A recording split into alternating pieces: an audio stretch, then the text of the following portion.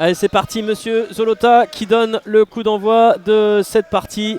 L'US Avranches qui va faire de son mieux pour enrayer cette série incommodante de 3 revers consécutifs. Il faut reprendre de l'air, reprendre de l'oxygène et ça passe par un résultat positif contre un FC Versailles qui lui de son côté ne veut pas rechuter. Mais attention à cette première situation peut-être dans la surface de réparation et la barre transversale qui vient sauver immédiatement l'US Avranches. Incroyable ce début de match du côté du FC Versailles. On n'avait même pas terminé de vous présenter le contexte de cette partie. On n'est pas le souvenir non plus. J'avais pas fini de faire ma petite phrase. Attention à cette tentative d'Alan Kerouédan qui tente de répliquer. Très intéressant aussi, Alan Kerouédan qui a vu la position du gardien versaillais avancer. Mathieu Remars qui a réussi à fausser compagnie. Je vous coupe Cédric si le centre est bon, si ça arrive au deuxième poteau. La tête qui va peut-être permettre l'ouverture du score. Et quel super barré de Sébastien Reynaud qui vient s'interposer. C'était l'Everton Pierre je crois.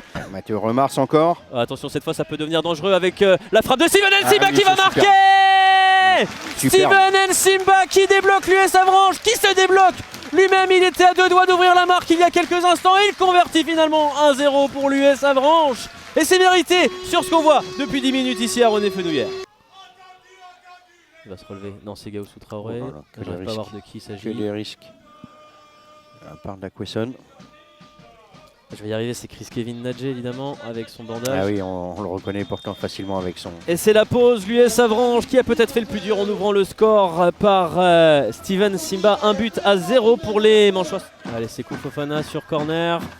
Et le 7ème sera peut-être la bonne, sera peut-être le chiffre porte-bonheur. Ça retombe au premier poteau et le but peut-être qui est marqué, mais non. Oh, le sauvetage. C'est sauvé sur la ligne.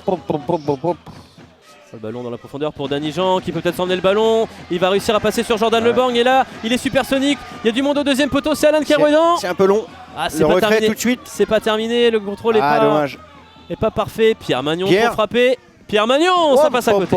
Ça fuit le cadre. Oui, c'est ce que je voulais dire, mais en fait sans le vouloir. Attention à cette frappe et la parade d'Anthony Beuve. Quasiment la première de cette partie à la 69e minute. Ça avance vers Chris Kevin Nadje. Ça dédouble aussi.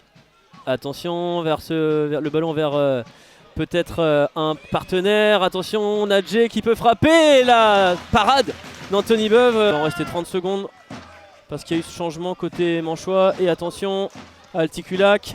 Attention à ce ballon, cette frappe, elle est contrée par un dos. Avranchiné, Boudra, ça va revenir plein axe. C'est repris par Aurélien Tertereau. Mais le ballon qui va être gratté par le FC Versailles, on ne s'en sort pas côté manchois. Le dernier centre, peut-être une tête qui va arriver. C'est au-dessus des cages. Et je pense que Damien Hoth là a compris. Il exulte Damien, il est très expressif, très content. Ouais.